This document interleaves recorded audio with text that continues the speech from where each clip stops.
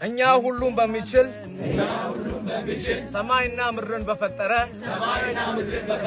በእግዚአብሔር አብ እናምናለን። ደግሞም በአንድ ልጁ በመንፈስ ቅዱስ በተጸነሰ ከድንግል ማርያም በተወለደ በጴንጤናዊ በጲላጦስ ዘመን መከራን በተቀበለ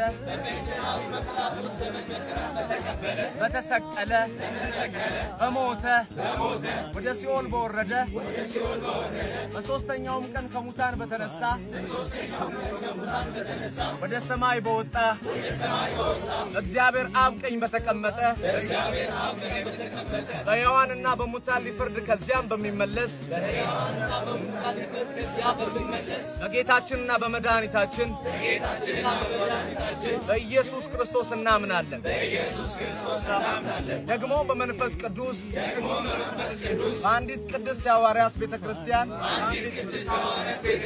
በቅዱሳን አንድነት በኃጢአት ስርየት በሥጋ ትንሣኤ በዘላለም ሕይወት እናምናለን። አሜን።